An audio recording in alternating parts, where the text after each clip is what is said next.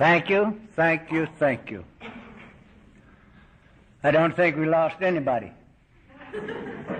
I figured we'd lose half of them, you know. The pretty part of the family has already been up here. My name is Chuck C. and I'm an alcoholic. Hi. I'm glad to be here, and I'm glad you're here. I am in my 37th year without a drink or a pill of any kind.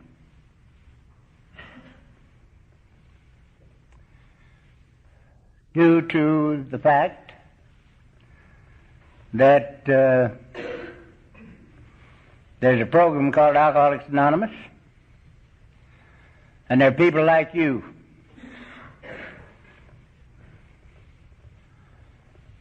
who share their experience, strength, and hope with people like me.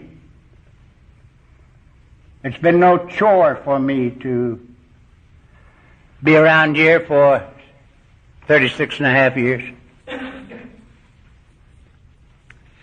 This is the only easy life I have ever known. The only good life that's ever been mine. And I hope I have another 36 years. And I think I will.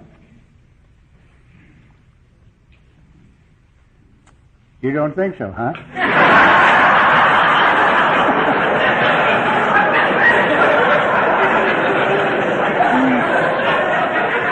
He looked like he was mad at me. He's not mad at me. I think he delivers Miller's light beer. And he don't want to spoil his sales. I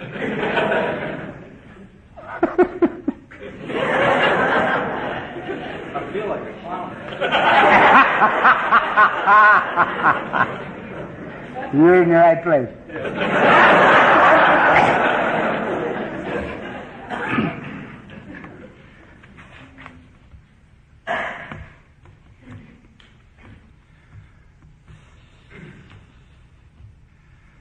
I've had a little trouble breathing the last few years.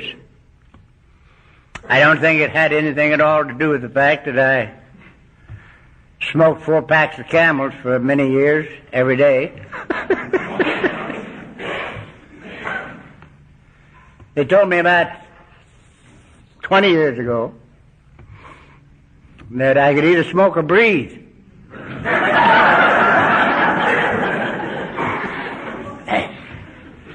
And I chose breathing. But this thing didn't catch up with me until about 4 or 5 years ago. And their prognosis is glum. They tell me that there's no reversing lung damage. So that was not acceptable. So I took a good look at myself, and I said to me, any power that could keep me from wanting a drink for 36 years, a tongue-chewing, babbling idiot drunk like me, I haven't even had one conscious desire for a drink since I got here. And I said to me, any power that could do that, this thing's peanuts. So I'm going to get well. And I've been getting well ever since. I don't know as I'm going to continue. Because in July, I'm supposed to just kill you. I'm supposed to talk to the doctors at Hogue Hospital at lunch. And then I get through with that, and then I'm talking to the patients. The doctors only get 30 minutes, but the patient's supposed to get an hour and a half.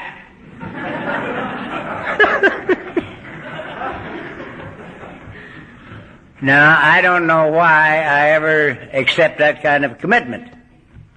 What the hell am I going to tell a bunch of doctors? Huh? They probably all need this program.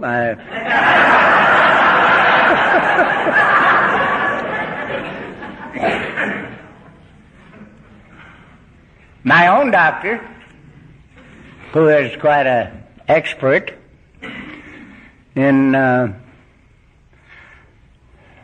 chest problems, told me after he had been treating me for a couple of years that he would treat me and not charge me.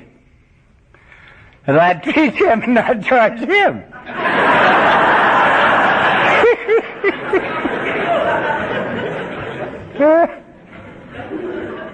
I said, I can't do that. You have a license that gives you a right to charge. I ain't got no license. So you treat me and charge me, and I'll treat you and not charge you. Because when I talk, I have to call them as I see them. Even in this leper colony of ours. And I can't take an honorarium. Sometimes I get an assignment that has pretty good stipend for honorarium. But I can't take it. Because I figure that if they paid me, I would have to say what I think they want me to say. And I can't talk that way.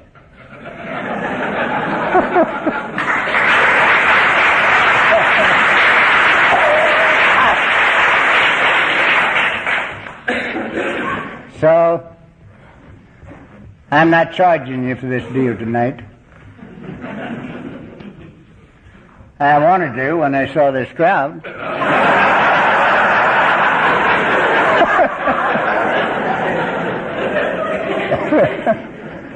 And most of you look like you had money. I've been conditioned to believe that all Texans have a large bankroll because they're sitting on an oil well. That's what they're doing. But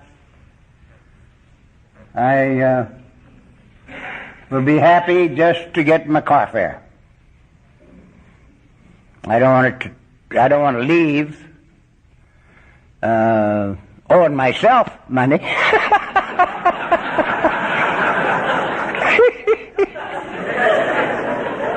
Oh, man.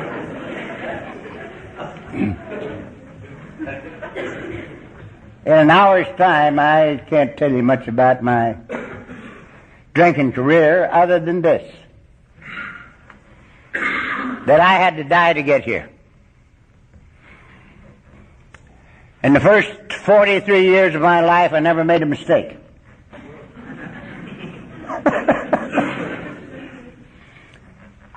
I always had some place to point the finger. It was never my fault.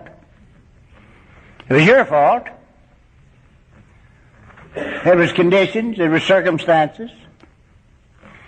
It was the rotten society in which I was born. It was my wife's fault. And as good an excuse for drinking as she was. She couldn't hold a candle to her mother.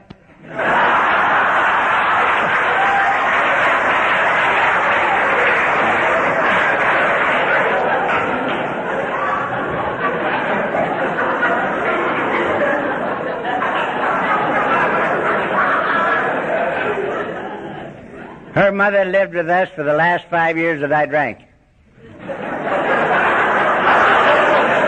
And she had a grandstand seat watching me crucify her only daughter.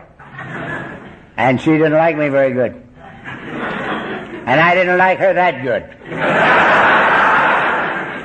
Because if she hadn't been living with us, I wouldn't have had to crucify her daughter. It was her fault. All the way through. She lived with us 5 years after I sobered up. And I could spend this evening beautifully telling you what this program did for her.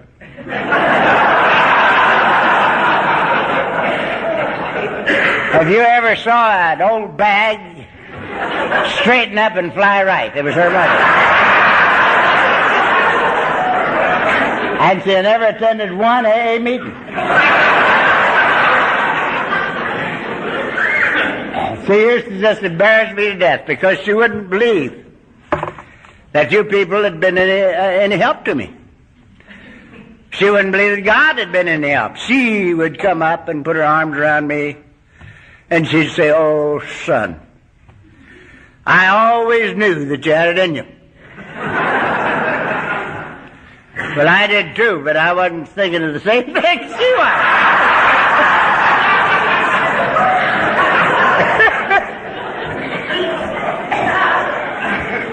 And I want to tell you something. I rode this thing right through the gates of insanity and death. I'll tell you a little about my last go-round.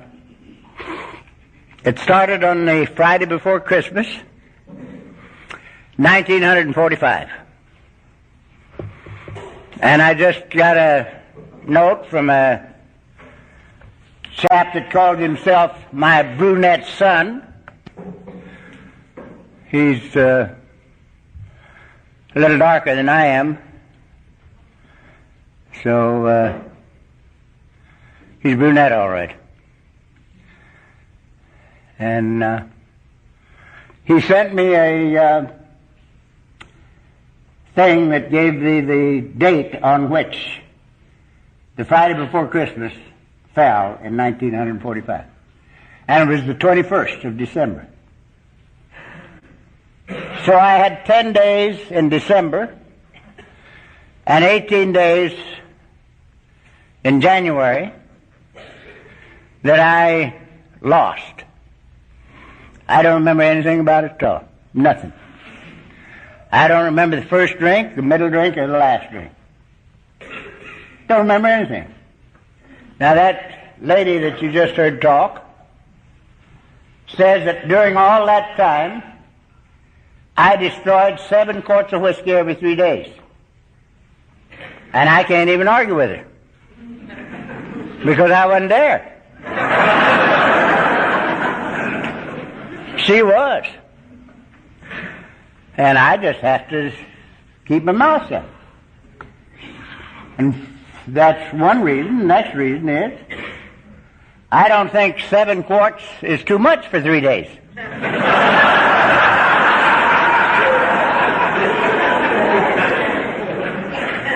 If you only work at it, maybe 15 days. But if you go 28 days, it's either too much or just enough. And in my case, it was just enough. Because I came to, after the middle of January 1946, with the clearest head I had ever had in my life. Because all of my excuses and all my I wants burned out in that 28 days. I did not surrender consciously.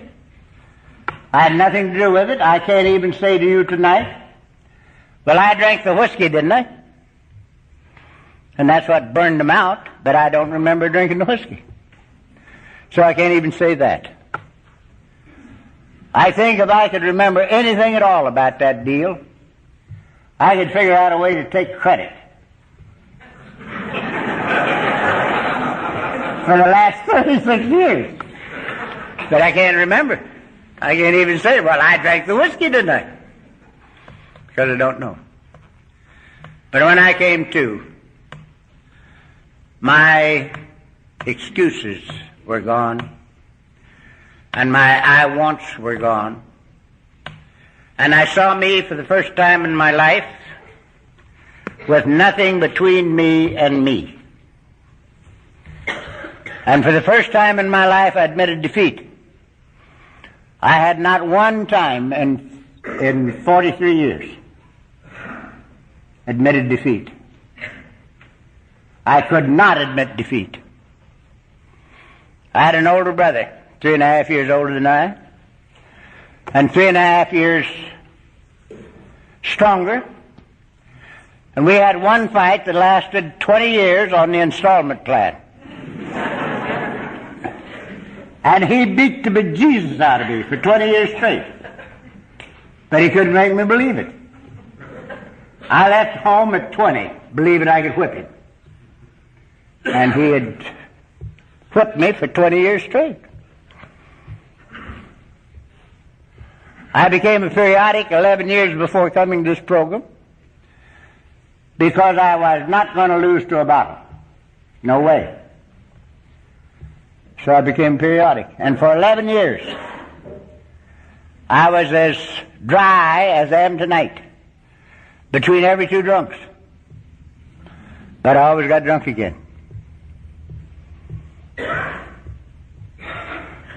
So, I could not admit defeat.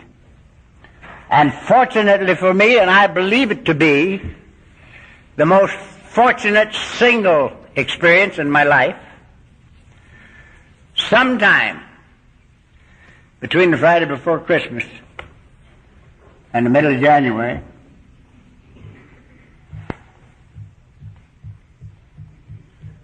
the ego and the excuses all burned out. And I could look at me and see that I'd lost the battle of life. I did not know why, because I knew nothing of Alcoholics Anonymous. Nothing at all.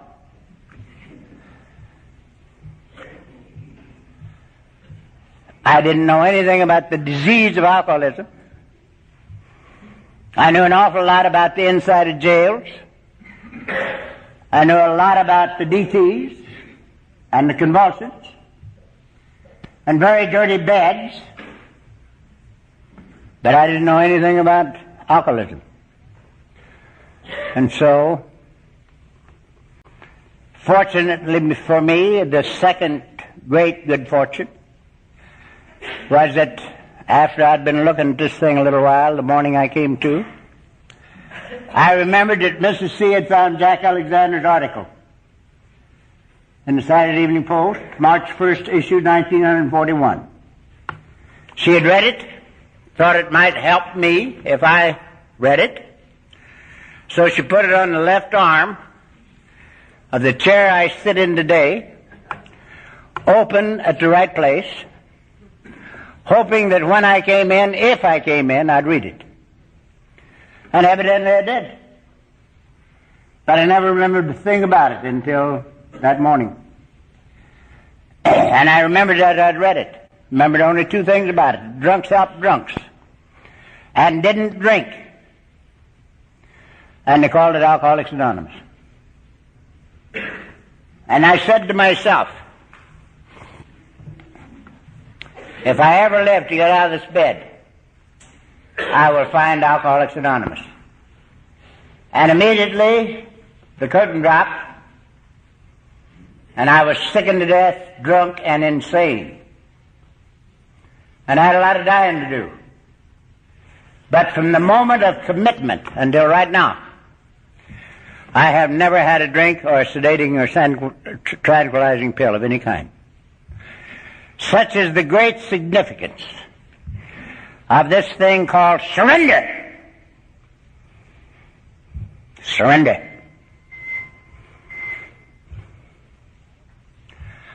This is a battle we win by giving up the fight.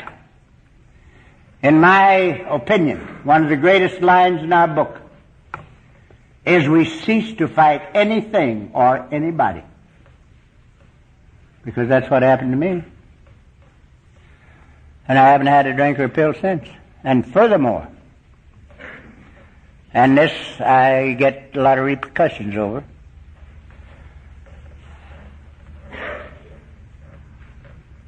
my first group was Beverly Hills group because that's where we lived.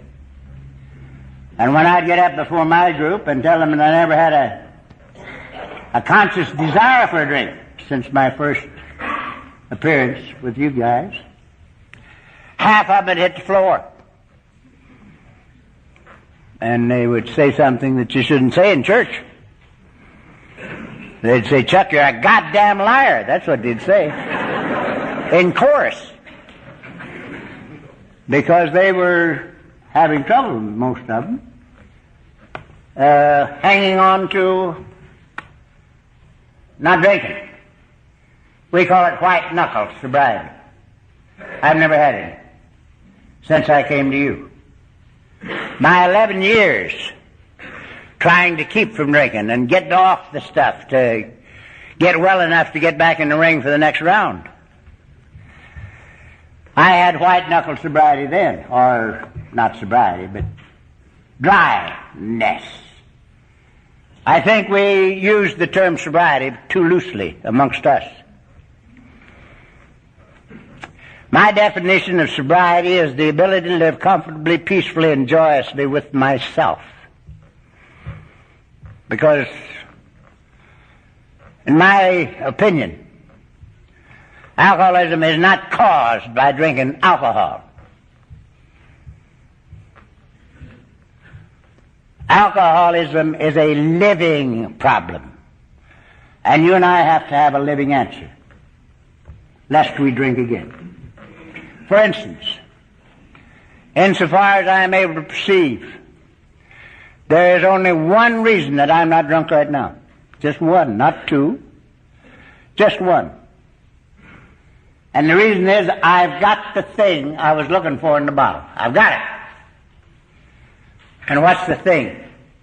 It's the ability to live comfortably, peacefully, and joyously with me. And having that ability, I don't have the slightest difficulty living with you. Even the meatheads sitting here.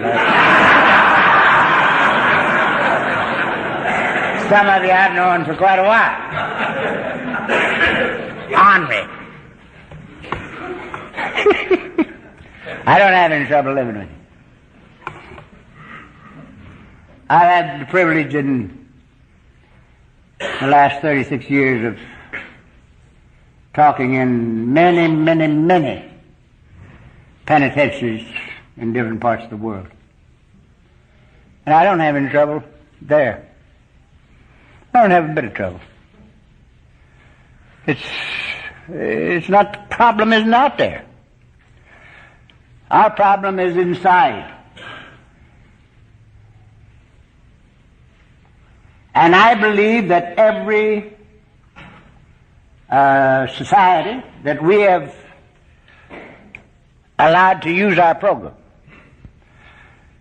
is a living problem, just the same. I don't think Fatties Anonymous is an eating problem. Some of these days when I'm going to bounce a steel chair off my forehead. Because they've been trying now for years to get me to say, Overeaters Anonymous. That don't mean nothing to me. Fatties Anonymous has a real ring.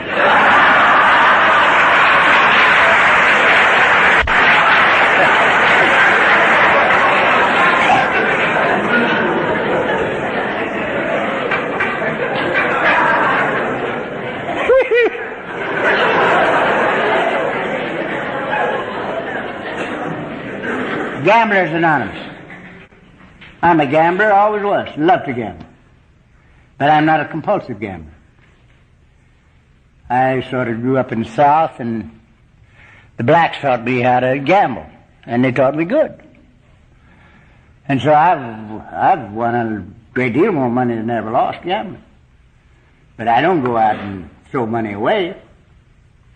One of the things they taught me, if you win some money, you're not playing on the house. If you lose it, you ain't got it. And if you win it, they ain't got it. It's yours.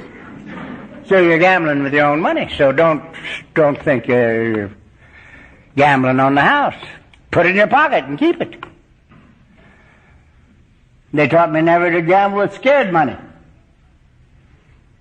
One of my wife's bad problems is she can't gamble with without having scared money. She pays the nickel slot machines and condemns herself. Hits a jackpot and hates it because she's got their money.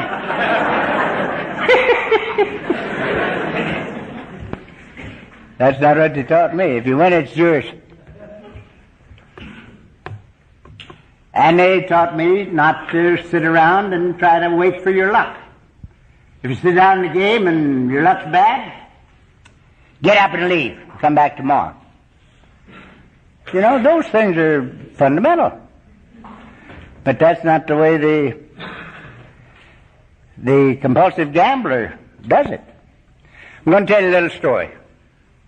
It illustrates this. A few years ago, I got a call on a Friday night from a man in Whittier. We live in Laguna Beach.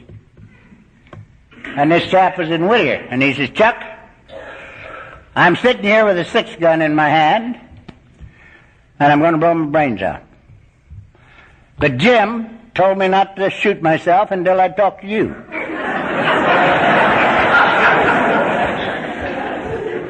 Now he says, what do you got to say? Well, I says, you called me on a bad night.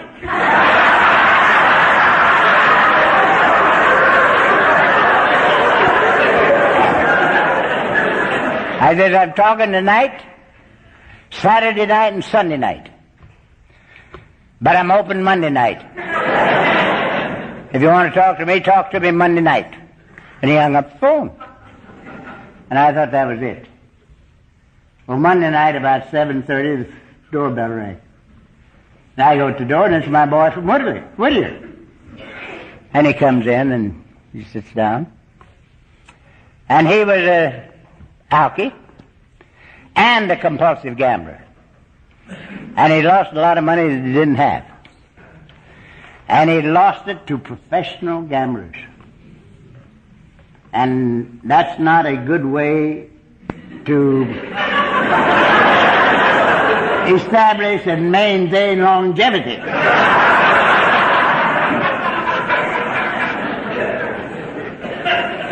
And so we sat down there at 7:30, and we started the preamble, and at about 2 o'clock we were at step 8.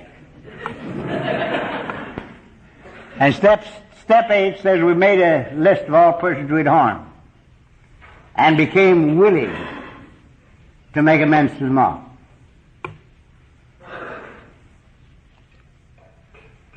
And I was getting strung out on that. And I was telling this old boy down, look, you're going to have to go to these people, and you're going to have to tell them that you admit the debt, that it's legitimate, you lost the money, and you'll pay it back as soon as you can. But you ain't got no money now. Yeah, Chucky says I can't do that. They'll kill me. I said, so what? You won't have suicide on your mind.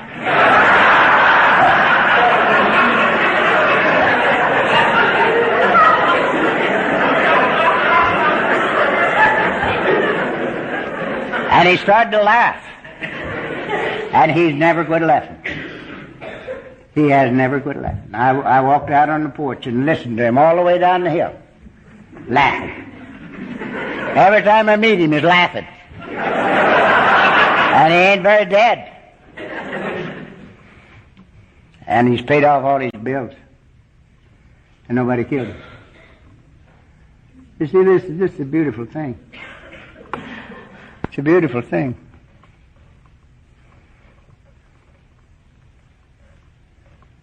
That's the reason I told you.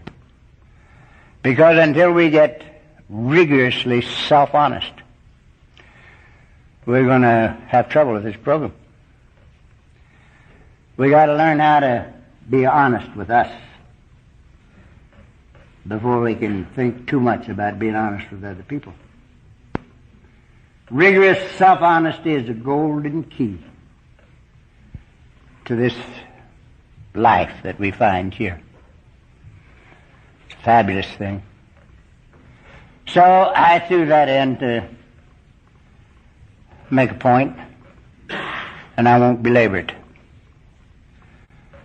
Mrs. C told you a few times how her life has changed since she has gotten to the place where she can laugh at herself.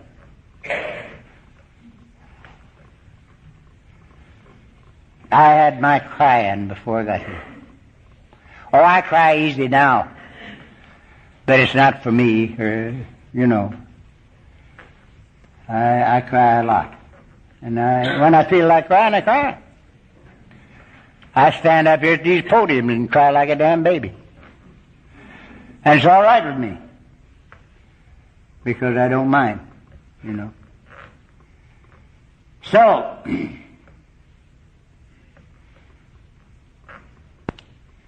I decided to come to this program, and I didn't know how to find it. I didn't know how to find it. I knew that you wouldn't be in the phone book, because you were anonymous, weren't you? So knowing you weren't there, I never looked. Which is the story of my life. I knew so damn much that wasn't true, I couldn't learn anything that was. So I had to call people and ask them if they knew anybody that knew anybody in Alcoholics Anonymous. And from a doctor that had treated me on a few occasions, keeping him from dying, he gave me the name of a man that was a member of our society. Motion picture man. And I talked with him, and he told me a little about the program, and he said, "Have you had a drink today?" And I said, "No." Well, he said, don't take one. He says, "I have to work tonight, so I can't take you to meeting. But I might not have to work tomorrow night, so call me tomorrow." I called him tomorrow, and we talked a little while, and he said, "You had a drink today?" And I said, "No." Well, he said, "Don't take one. I'm still working. Call me tomorrow." So I called him the third day, and we hadn't gotten very far into the conversation when I knew he was still working. So I said to him, "I know you're still working." He says, "Yeah." I said, "You don't have to take me to a meeting. Where's the meeting I can go to?" And he told me. And I decided to go. And I felt real good about it until about 10 minutes before I was supposed to leave. And then I did the unforgivable. I started to think. Now, I came all the way down here to tell you two things. First one is quit thinking.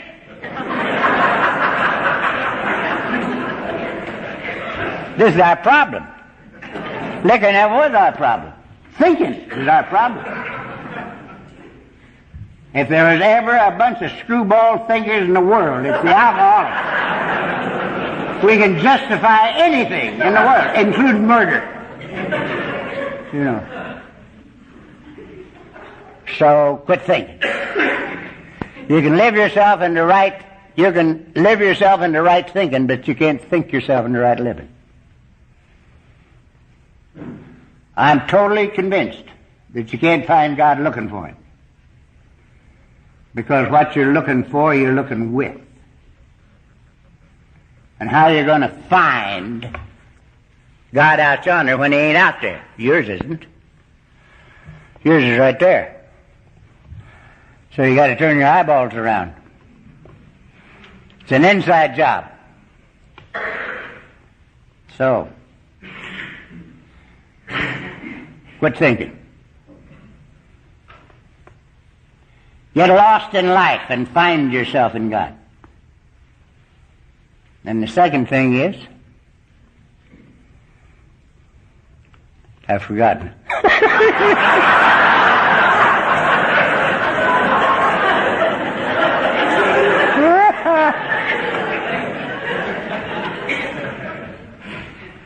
Forgotten.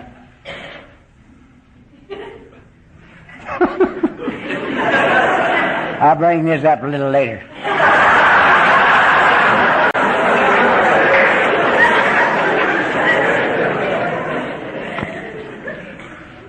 So, I started to think.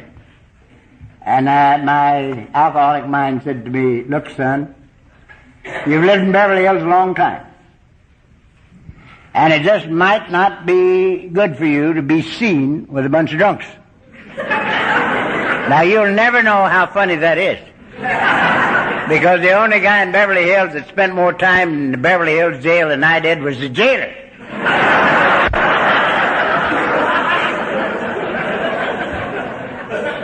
I killed 2 chiefs of police in Beverly Hills in about, maybe 15 years' time. You know? I mean, worried him to death. So, I was a little bit afraid that it might not be good for my reputation to be seen with you guys. But I talked myself out of it because it was time to do something. And I said to myself, all right, disguise yourself. So you won't be immediately recognizable. And get to that meeting. And I did. And I went to the meeting, and it was a great big hall, big as this one, only way deep, too. And right in the middle of the back wall, there was an outside door. And it was open. And I came up there and looked in, and there might have been 35 people there. Mind you, this is over 36 years ago. And they were all in the middle of the room, every one of them talking and nobody listening.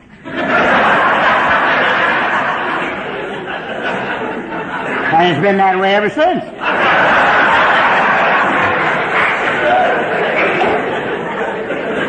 Now, I couldn't hear a word they said, but I could hear the mumbling, and it was happy. It was happy talk. I didn't hear the words, but it was happy talk.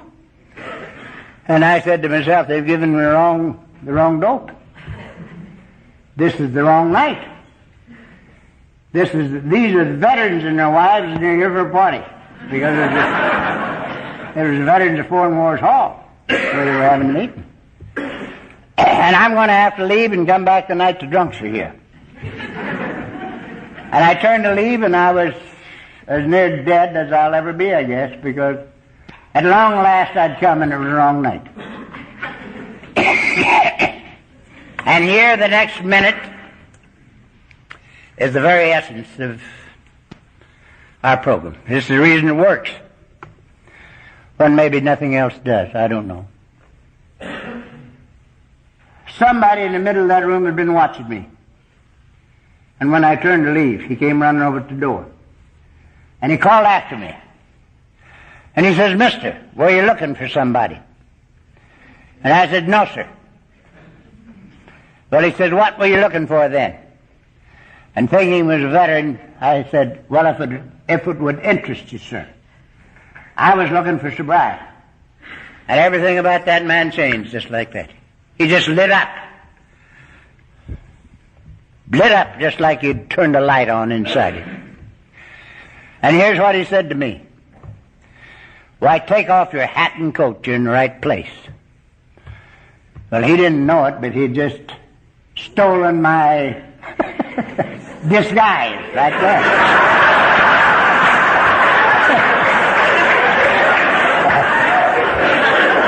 He'd undressed me as well. And so, they took me and rocked me to sleep.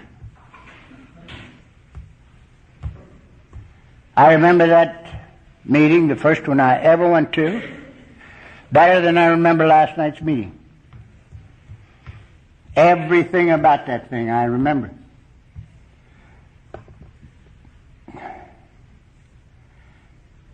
The very first thing they told me, they said, if you're an alcoholic, it's the first drink that's killing you.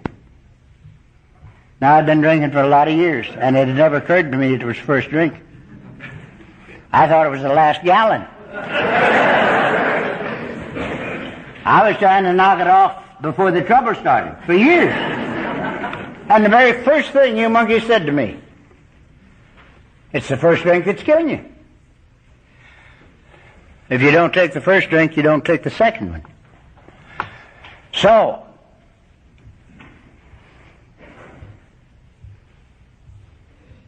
I played with that a little while and bought it, and I still got it.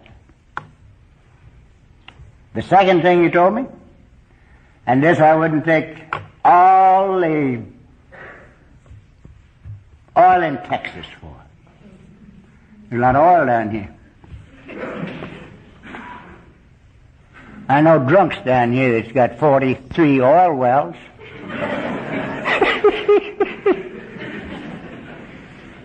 My host up the way a year or so ago had an income of $10,000 a day. And he had 8 wells that were supposed to come in that weekend. So I wouldn't take the whole deal for what you told me the next time you open your mouth.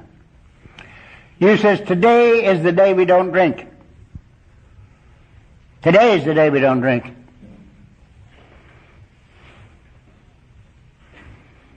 If you had told me that I had to stay sober 36 years, I'd have dropped dead.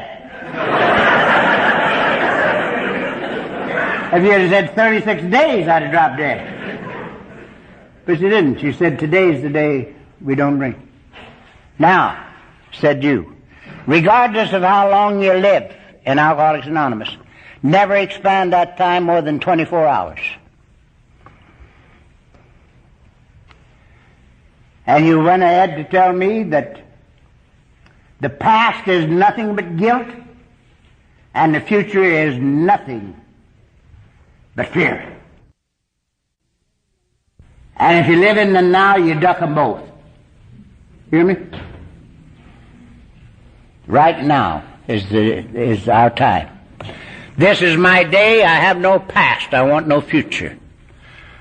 And I've lived this way for over 36 years now. And it's a cinch. It's a cinch. If I had to depend on what I read in the papers and what I hear over that insane TV stuff for my peace of mind and serenity purpose, I wouldn't have any. I wouldn't even finish this talk. I'd say, call me an ambulance. I'm going to the hospital.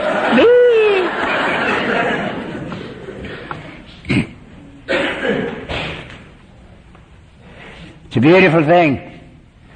And somebody said something about that a long time ago. You know, in another book that we read a little bit once in a while. Now's the only time we'll ever know. Right now is eternity.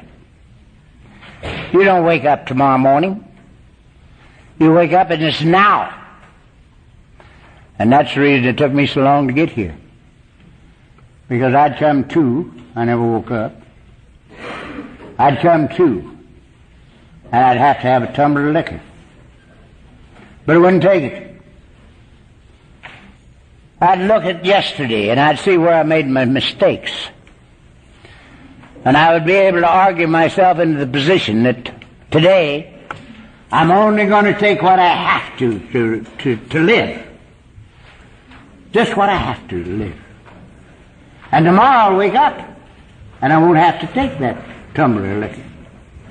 And when I got it all laid out right, I'd take the tumbler of liquor.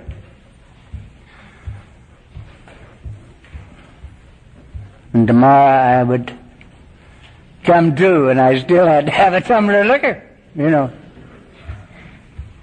So, when we live one day at a time, we don't have to do that. Second greatest thing I ever learned in my life. This is my day, I have no past, I want no future. The first one is not, it don't belong in this position in my yak, but I'm going to give it to you, is that if we are going to live without drinking, we have to have some sort of personally acceptable, conscious partnership with the living God that made us in the entire business of living. The whole thing, if we're going to live without drinking.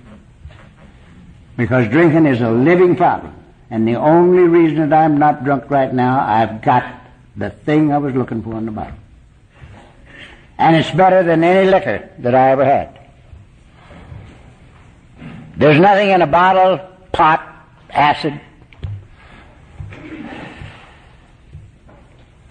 that can do anything to me but tear me down. Because I've got the answer that I was always looking for. And I'll tell you a little about that. As I told you, I didn't come here looking for permanent sobriety for myself. I came here to find out a way to not drink right now, so I could use the time rubbing out the record. I didn't want my wife and my kids to remember me as nothing but a tongue-chewing, babbling idiot, drunk. And I came to you to find out how not to drink right now, so I could use that time to rub out. And I stayed because it was comfortable. I knew you monkeys were alcoholics because you were marked up like me. You had headlights here, and you had bags under bags, and your wiring was exposed. And I knew you were drunk, but I also knew you weren't drunk because I saw your eyes and I heard your voices. And it was comfortable. And I was back there. Every night I was back. Because it was comfortable. Now, I didn't, I knew you had something I'd like to have, but I didn't expect it. Because I didn't have the right to it. I didn't figure that God owed me anything. That I wasn't entitled to any of His goodies. So I wasn't asking Him for anything. But it's back here because it was comfortable. Now, this is the series that happened to me. In 6 months, I discovered that I hadn't had a drink or pill for 6 months. And hadn't wanted one. Now, that ain't bad for a tongue-chewing, babbling idiot drunk, is it? So I got so busy trying to give it away that another 6 months went by.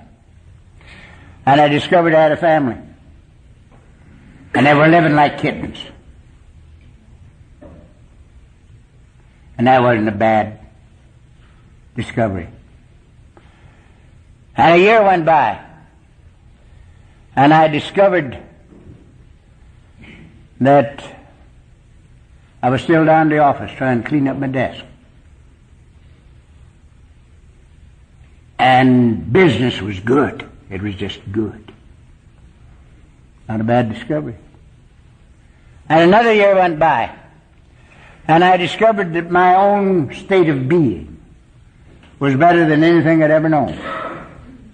It was just good to breathe in and out. I've rediscovered that lately, too. Those are pretty good discoveries. 6 years went by, and I discovered I had a God of my very own. Wherever I am, He is. Now, this is the great discovery. This is what I was trying to bring about for 30 straight years, from 13 to 43, and missed on. And what I had given up on 6 years before, wasn't trying to bring it about at all. And 6 years went by, and I discovered I had a God of my very own. Wherever I am, He is.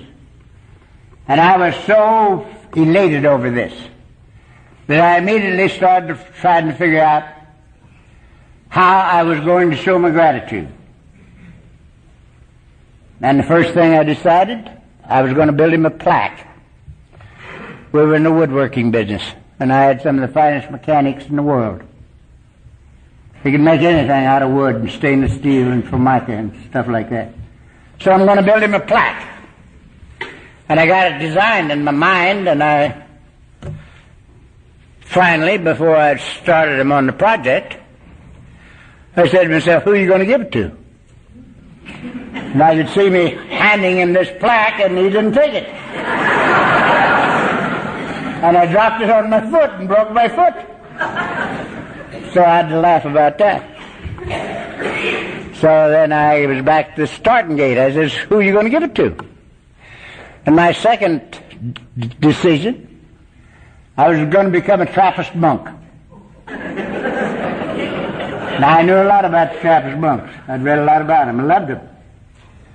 And I said, I'll just be a Trappist monk. And then it hit me. Man, you're not even a Catholic.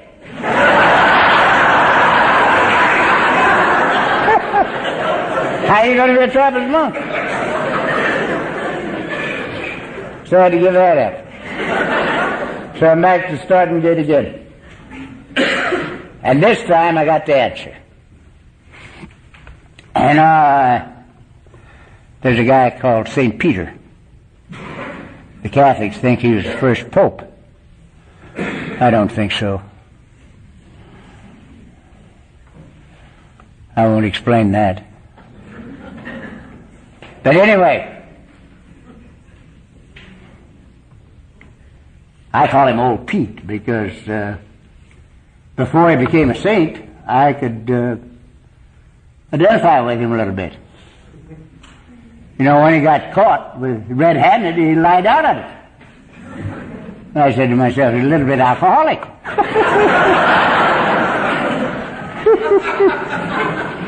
You know. So, here I ran up to this little dealie. The carpenter man called Old Pete in before he left, and he says, Peter, do you love me? And Pete says, yeah, Lord. He says, tend my sheep. Now, if you're Catholic, he said, tend my lambs, but I'm not Catholic. So he said, tend my sheep, as far as I'm concerned. I happen to be looking at an ex-nun, so I'm having a little fun out of her as they go along. Hi. Anyway, Pete says, Peter, do you love me? He says, yeah, Lord. Tend my sheep. And he turned right around and said to him again, Peter, do you love me? Yea, Lord. Tend my sheep. And he turned right around and asked him again, Peter, do you love me? Yea, Lord. Tend my sheep. I said, he must have meant tend my sheep. He said it 3 times, you know. And I said, that's all I'm going to do. And that's all I've done. That's all I've done for 36 years. I've never tried to get anything for me in 36 years. I've never tried to go anyplace. I don't run my own life or my wife's or my kids. And everything's happened. Since I quit trying to run my life and hers and the kids, we've become a family.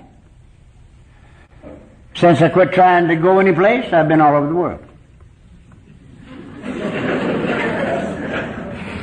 And since I quit trying to get something, I got rich.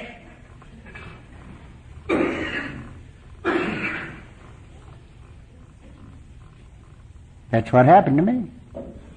And I never tried to bring any of it about. I just tried to tend the sheep. That's all I've done. And if I'd go ahead, I would tell you that I had probably one of the greatest experiences in the business world that anybody ever had. In my 11th year, I bought the business that I was thrown out of. And when I sold it, I was wealthy. And my people made me wealthy. They wanted me to be wealthy. Now, you business people in this room, including my friend Ed back there, and he's a whale of a businessman, will know that this couldn't happen. Now, I'll tell you a little story first. I'm about to quit anyway because I'm getting hungry.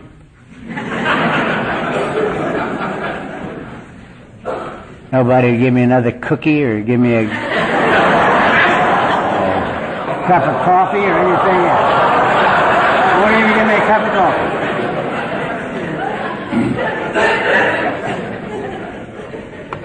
We have a group at home called the West Covina Group. It's a big meeting and it's held in a church. And it's about 20 years old. And I've talked with every anniversary they've had. Clancy talks the Saturday before Christmas every year. It's a Saturday night meeting. Clancy, incidentally, claims that I'm his sponsor. I'm pretty sure that he asked me to be his sponsor so he could sponsor me. Because he's been running my life ever since I said, well, I won't really be your sponsor, but I'll give you anything I've got. But I won't think of you as my baby. So, he takes that as giving him the license to run my life. I ain't bad. But anyhow, I was out there last year waiting for him to call a meeting. And a man that I'd done hundreds of thousands of dollars worth of business with, I looked up and he was walking down the center aisle in that place. And he was non-alcoholic. I'd known him and done business with him for years and years. And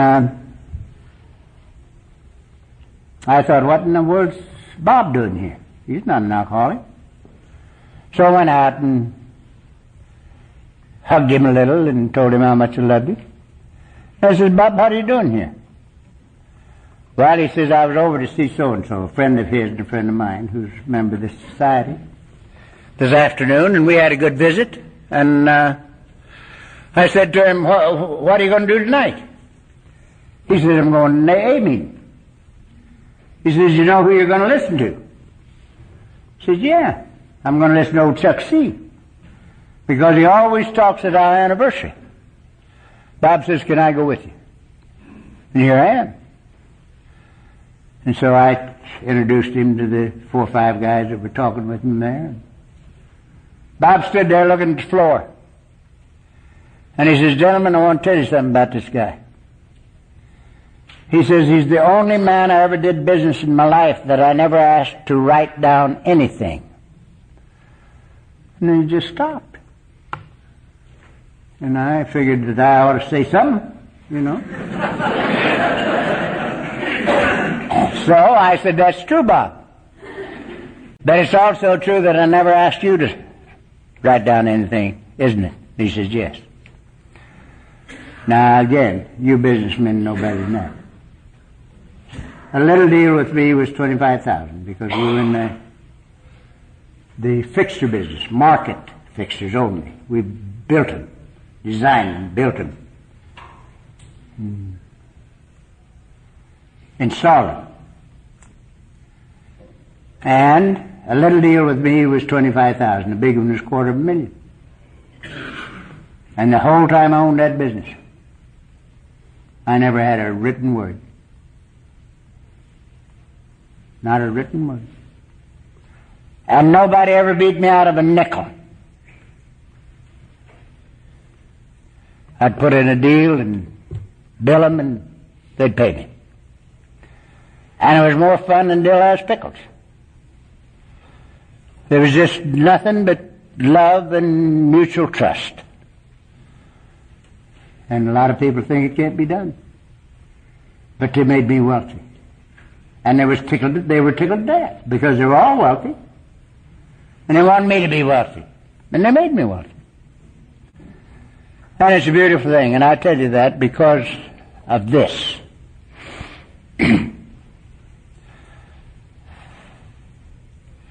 I am totally convinced that God don't think more of a salmon than he does of you. And you know that a salmon born at the headwaters of the Klamath River He'll go down that river when he's about that long, and he's liable to have gone clear to Japan and back,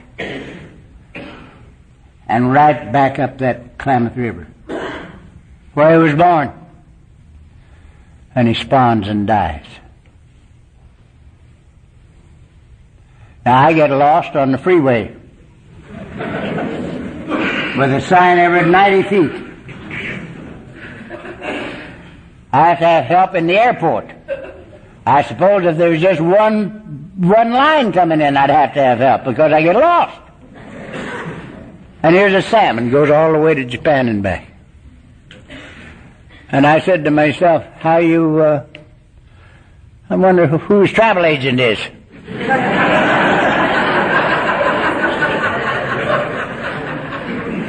So I swam with him in my imagination. And I knew who his travel agent was. God's idea of a salmon includes everything necessary for its complete fulfillment, even going to Japan and back.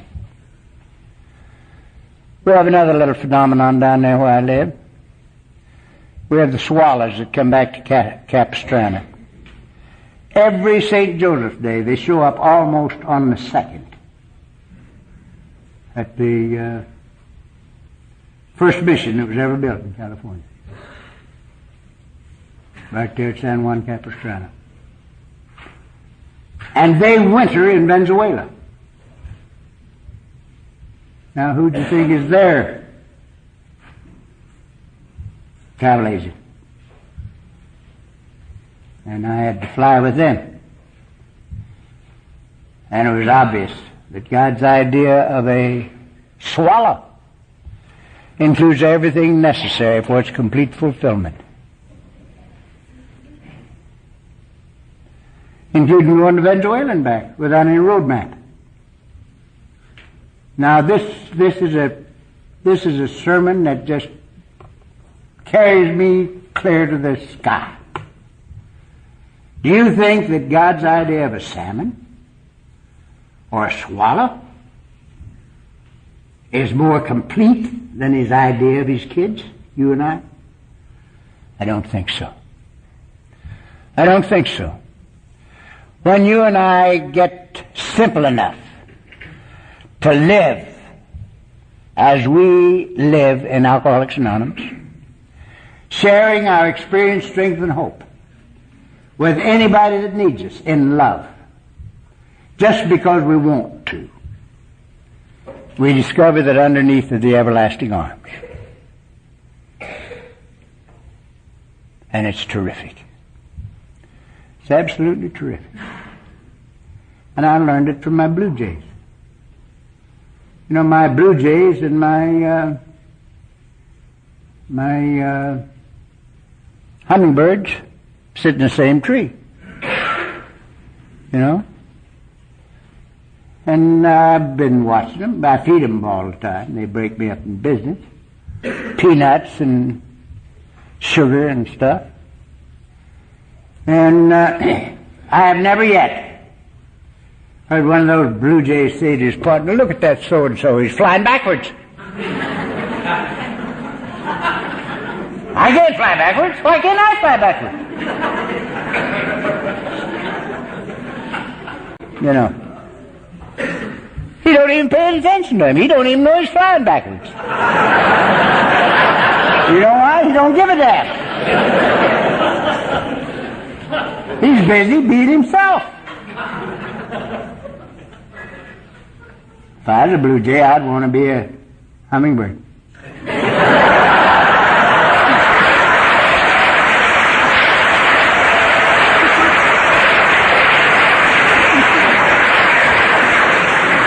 My bougainvillea, I've had it 25 years. And it looks right up at the rose garden. And you know that bougainvillea is not decided to be a rose yet.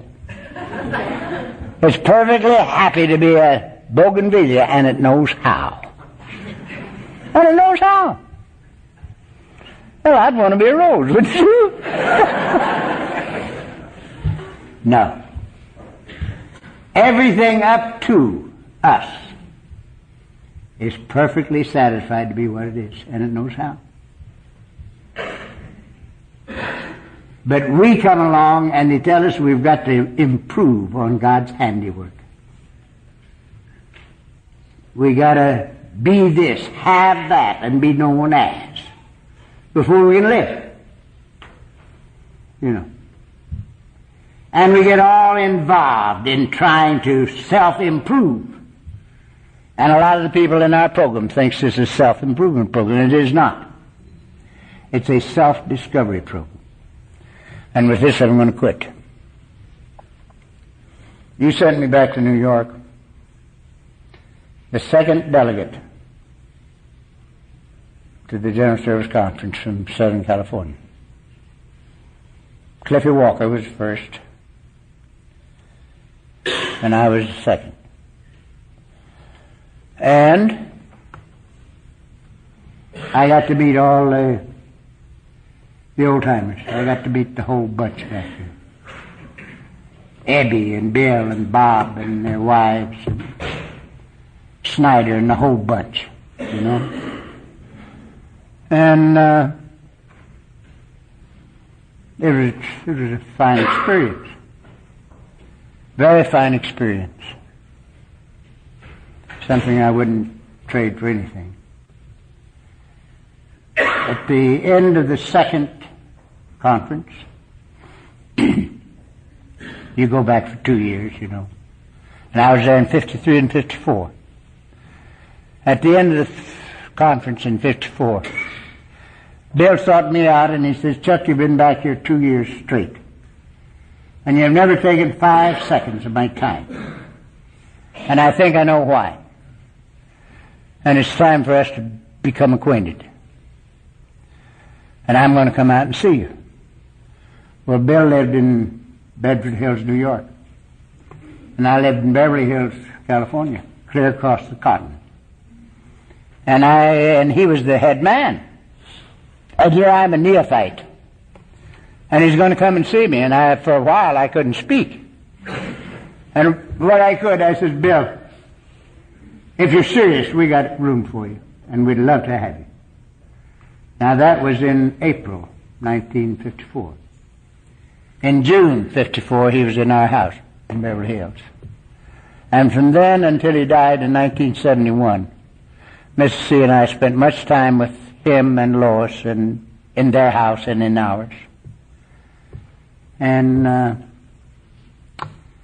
we got to know them quite well. And so quite often I say that our program, our formula for sobriety, is the finest formula that was ever conceived in the mind of man through the grace of God for obtaining and maintaining sobriety. But it has 2 other facets that are equally miraculous.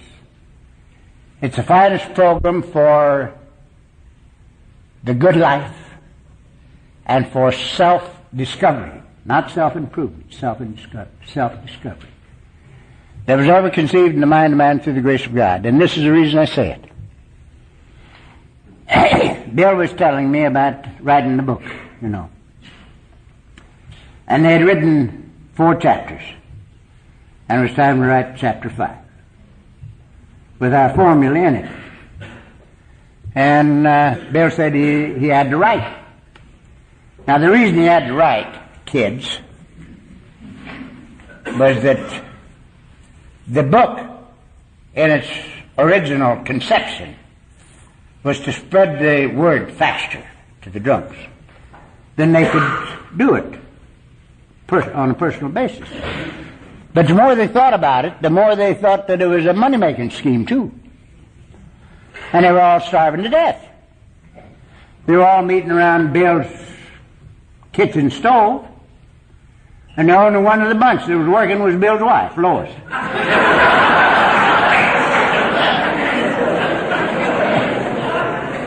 And she was working in Macy's basement. And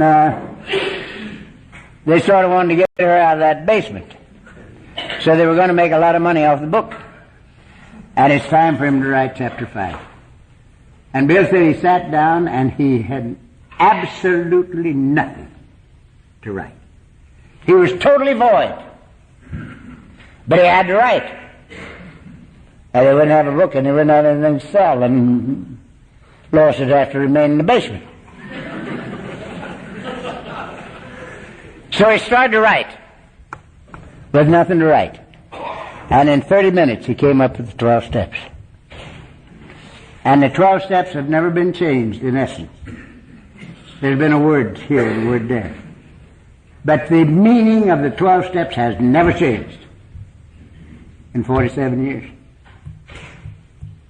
And so that's the reason I say that it's the finest program that was ever conceived in the mind of man through the grace of God. Because these steps came out of where they were. You know, the carpenter man said,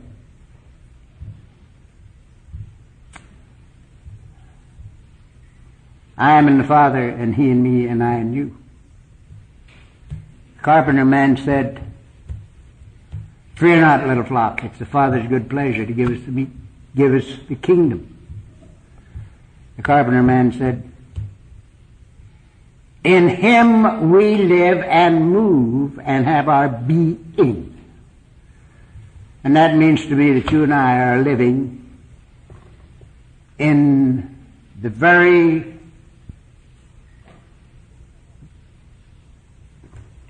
essence of God right now. When we're open, we get it from where it is. And when we're self-thinking, the doors are closed and we don't get nothing. You know? So, we got the 12 steps out of where they are. The infinite intelligence in which we live. Because, you see, God lives in us. And in all other creatures that live on this planet. I'm particularly impressed with the Hebrew word for God. It's Yahweh. And it means that which is. That which is. And it means all of that which is. And so we're related one to another. And to everything else that grows. Everything that lives. The birds and the bees. And the beautiful flowers. I was looking at your pink dogwood in this town. It's beautiful.